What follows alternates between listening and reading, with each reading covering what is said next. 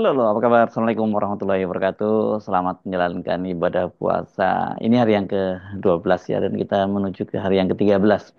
Bung Rocky, ribuan alumni UI menandatangani petisi menuntut pemecatan Bahlil sebagai mahasiswa S3.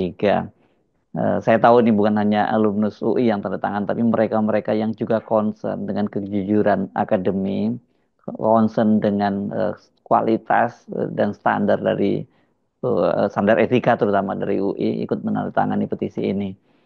Kita balik pada prinsip dasarnya. Apa sebetulnya yang dimaksud dengan mutu universitas itu? Apa yang dimaksud dengan menjamin mutu universitas? Tentu ini soal kurikulum, ini soal kapasitas metodologi yang tersedia di situ. Kan tidak semua universitas harus seluruh fakultasnya bermutu. Dan John Hopkins misalnya sangat terkenal dengan fakultas kedokteran. Harvard terkenal dengan economics dan MIT dengan teknologi. Demikian juga universitas-universitas yang kendati dia kecil tetapi dia fokus pada sesuatu yang menjadi isu utama dari riset dan dibarengi dengan keketatan metodologi. Jadi sebetulnya disebut mutu itu artinya kualitas dari pembimbingannya. Kalau seorang mau menulis disertasi, kualitas dari tesis yang diajukan kalau ia ingin jadi doktor. Kemampuan ini yang kita sebut sebagai kapasitas intelektual seseorang. Dan itu intinya. Jadi bertemulah antara kapasitas intelektual seseorang, kuriositas dia untuk melakukan riset, dan kualitas dari para promotornya. Kan hanya itu. Jadi mutu itu cuma ditinjau di situ. Promovendusnya bermutu, mampu untuk mendalilkan sesuatu, untuk dia buktikan atau untuk dia batalkan. Kapasitas metodologi yang tersedia di dalam sistem penulisan itu updated kah? Atau sekunder atau primer kah? Referensi yang dipakai itu. Dan yang ketiga adalah mereka yang terlibat di dalam proses uji-menguji, bimbing-membimbing, dan promosi-mempromosikan kan. Yaitu guru besarnya siapa, dewan pertama yang menguji siapa tuh.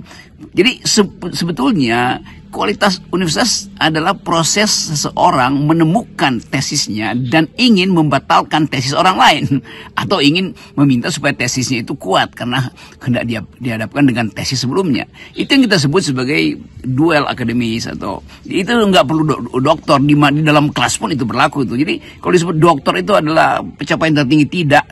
Dari tingkat 1 kita diajarkan atau saya mengajarkan untuk duel argumen dengan keketatan metodologi, dengan reasoning yang koheren, dengan kemampuan untuk melihat apa yang ada di balik data. Itu dididik dari tingkat 1, bukan sampai nanti seseorang itu udah di meja ujian dokter.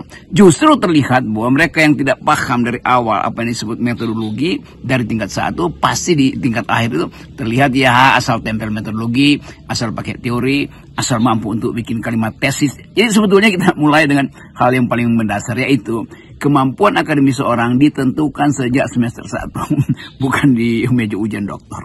Saya sampai sekarang jujur masih terus berheran-heran dan nggak habis pikir. Mengapa sih para pejabat seperti Bahlil dan juga banyak pejabat lainnya itu yang berlomba-lomba mengejar gelar doktor sebagai jenjang tertinggi akademis, padahal ijazah itu kan bukan sebuah tanda bahwa mereka itu merupakan orang yang terpelajar gitu ya. Karena pengertian terpelajar itu bukan hanya otaknya, tetapi juga hatinya, etikanya ya gitu. Dan mereka kan juga nggak ada guna. Gelar-gelar doktor itu harusnya itu kan jadi semacam ini ya, apalah ya, jadi tak tujuan dari para orang yang ada di kampus, para akademisi, bukan para pejabat seperti Bahlil. Karena itu kualitas karya akademis itu bukan S1, S2, S3, tapi apa yang Anda dalilkan dan Anda bisa dalami secara metodologi. Saya tahu banyak skripsi bahkan yang lebih pintar dari disertasi itu. Skripsi misalnya, saya pernah membaca skripsi dari Marsilam Simanjuntak yang menulis tentang atau mengkritik tentang cara pandang Hegelian di dalam teori-teori konstitusi kita.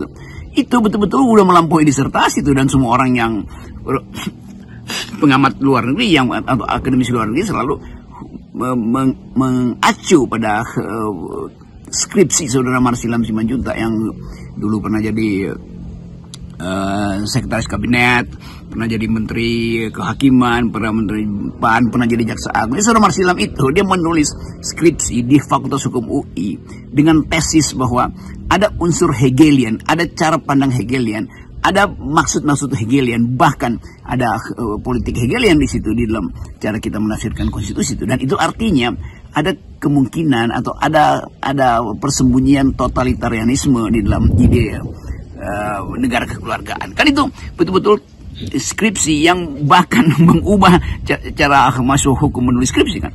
Atau buku lama State and Statecraft in Indonesian Politics, kalau saya nggak salah begitu, oleh Sumar Said itu, yang menerangkan tentang filsafat kebudayaan Jawa itu.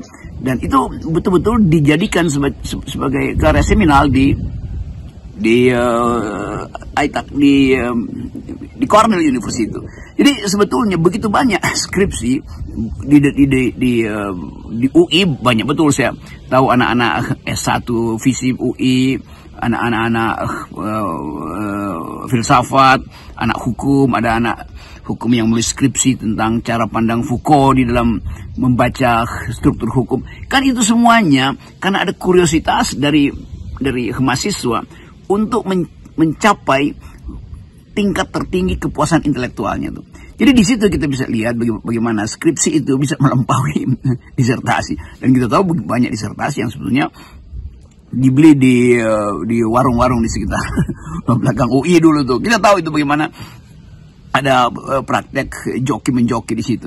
Tetapi sekali lagi kita mau lihat bagaimana sebetulnya kapasitas intelektual kita ajukan tanpa upaya untuk menyogok. Kan itu karya yang paling mulia kan, yang mungkin kualitas dari disertasi yang betul-betul ditempuh dengan kejujuran itu setingkat di bawah doa itu. Karena doa tidak bisa diuji itu. Jadi sebetulnya kemampuan kita untuk melihat masa depan juga tergantung pada keadaan kualitas pembimbingan dan pengujian disertasi di universitas ternama di negeri ini. Ini kalau kita menyimak pernyataan rektorat itu memang terlihat dicari-cari ya, karena kan kasus Bahlil ini cacat etika yang membatalkan semua argumen yang diajukan oleh rektorat, mau apapun, mau terlalu cepat sekolahnya, mau belum selesai penulisan disertasinya dan sebagainya. Tapi kalau secara etika sudah melanggar, orang itu tidak layak lagi untuk melanjutkan pendidikannya. Kita balik pada UI, UI lagi. Ngeyel rektorat ngeyel bahwa ya itu belum pantas sendiri, karena prosedurnya belum selesai atau tahapannya belum selesai. Lo tahapan awal udah terlihat cacat in optima forma, cacat yang betul-betul mencengangkan, cacat yang betul-betul tidak mungkin direvisi lagi kan cacat etik, cacat prosedur, cacat tesis, cacat metodologi, itu semua menunjukkan buat nggak ada gunanya meneruskan seperti itu.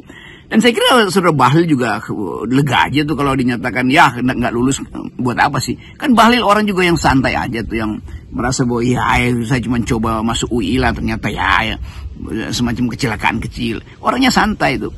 Jadi sebetulnya kalau akhirnya dibela habis-habisan oleh rektorat dan aparat rektor bahwa ya itu masih bisa direvisi, itu artinya ada sesuatu di belakang disertasi itu atau di belakang pengujian itu pasti orang menduga, dan saya kira mudah untuk menduga bahwa di situ ada konflik kepentingan. Jadi sekali lagi Universitas Indonesia ini makin lama makin jadi sering saya sebut world class university, disingkat WCUI itu. Dan kapasitas dari seorang rektor yang masih siksak, dan itu artinya itu kualitas. Kalau kita mesti ucapkan dalam bahasa biologi, itu jangan-jangan di UI itu yang berkuasa bukan rektor tapi rektum. Jadi bagian yang busuk dan berbau itu justru yang hendak disembunyikan itu. Jadi sekali lagi kita melihat bahwa ada universitas lain yang sudah menandingi UI itu. Dan UI makin lama makin kehilangan kapasitas etik di situ tuh. Bagaimana beberapa waktu yang lalu seorang rektor menjabat 2 komisaris dan nggak mau mundurkan, itu artinya kan dia cari uang tuh, bukan upaya untuk membenahi kurikulum. Jadi dari awal kita tahu bahwa UI itu ada masalah dengan etik, ada masalah dengan kualitas dosen tuh, ada masalah dengan amplop mengamplop gitu, sogok menyogok, plagiasi segala macam itu. Jadi kita mau pastikan bahwa ini satu peristiwa yang betul-betul radikal. Seorang ketua Golkar, politisi kawakan, dinyatakan tidak lulus, tapi kemudian dianggap itu belum selesai, masih perlu revisi. Sementara mahasiswa menuntut itu, kalangan akademisi se-Indonesia itu melihat dengan mata batin akademisnya bahwa ada yang nggak beres di situ. Dan kita menduga bahwa yang nggak beres itu sebetulnya adalah soal kaitan bisnis antara UI dan kementerian yang dipimpin oleh Bahlil misalnya kan, yang mungkin udah ada tanda tangan sehingga semacam ya, feodalisme, semacam pandangan-pandangan yang sifatnya tidak jujur itu akhirnya masuk di dalam kampus UI. Saya sepakat dengan Anda, para Bahlil nggak ada yang rugi dari Bahlil kalau dia kemudian nggak jadi dapat gelar doktor dari UI. Mungkin dia bisa mencari dari kampus lain juga, karena kalau dia dia terus memaksakan diri dapat dokter dari UI juga orang akan tetap mencibir. Saya justru yang mengkhawatirkan masa depan dari UI sebagai universitas terkemuka di Indonesia. Ini semua itu kan bisa diraih karena standar dan keketatan akademis yang selama ini diterapkan oleh UI. Tapi dengan kasus Bahlil ini kita bertanya-tanya apakah UI masih bisa disebut sebagai kampus yang terbaik untuk di Indonesia ini. Apalagi kalau kita nyebut dunia. Ya, kalau tagline yang masih bertengger Indonesia gelap itu, yang gelap gulita justru adalah Universitas Indonesia tuh. Dan mercusuar yang seharusnya dipancarkan dari UI untuk memberi sinar etik, sinar akademik, sinar moral, semua itu hilang tuh. Dan mahasiswa UI, kalau saya bicara dengan beberapa alumni yang menganggap bahwa ya memang ada kualitas yang buruk di UI. Kalau kita bicara dengan beberapa mahasiswa menganggap bahwa UI itu kebanyakan formulir yang mesti diisi itu, dan akibatnya dosen tidak punya relaksasi lagi untuk bertengkar dengan sesama dosen di dalam ruang kelas atau ruang kuliah itu.